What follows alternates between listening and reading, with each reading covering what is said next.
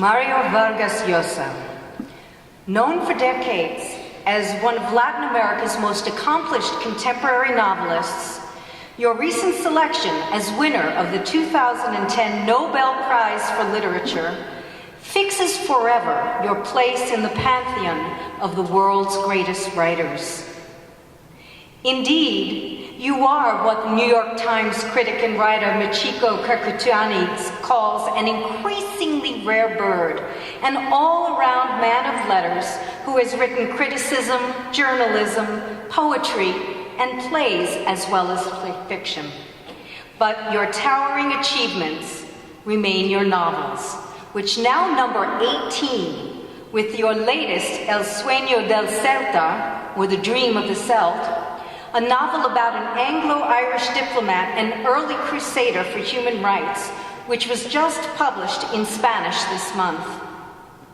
Since the publication of The Time of the Hero in 1963, you have been lauded as a daring innovator in style, however different they may be in form, from the Joycean conversation about the history of Peru that forms Conversations in Cathedral, to the postmodernist comedic portrait of Aunt Julia in Aunt Julia and the Scriptwriter, from the sweeping historical narrative of Trujillo's despotic rule in The Feast of the Goat, to the suspense-filled The Bad Girl. Your novels show you as above all a great storyteller capable of bringing a fresh eye to the great themes of literature.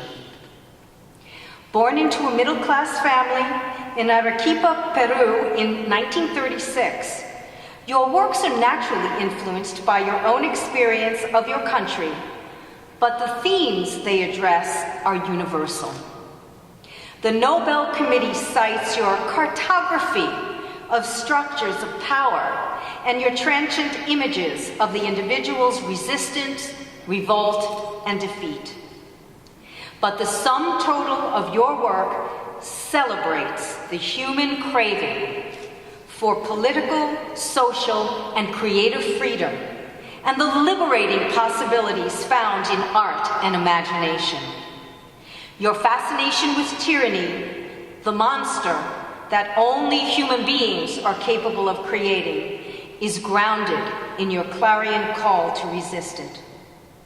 You have always felt that a writer has social responsibility, not only a writer, but also a political figure who for 20 years ago ran for the Peruvian presidency.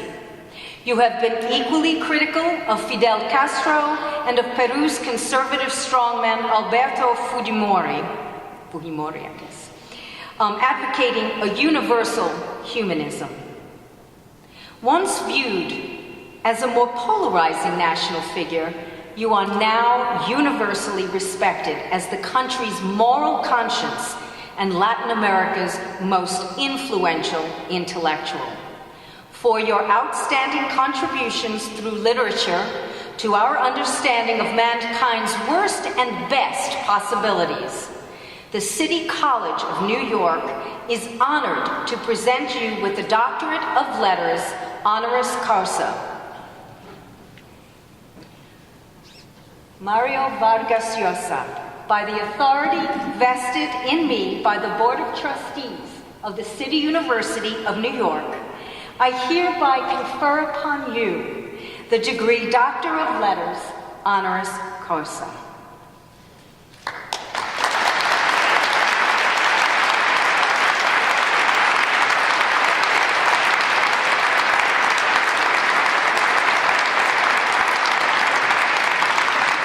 President of City College University of New York, distinguished authorities of the university, dear ambassadors, professors, students, ladies and gentlemen, dear friends. I am deeply grateful to this prestigious university for honoring me with this degree. I know the very important role that the City College has accomplished in the intellectual, scientific, and social fields since its creation at the mid of 19th century. And I received this honor with modesty, with emotion, and not like an homage, but as a mandate of responsibility. And I can assure you that I shall do anything that I can for not disappointing you.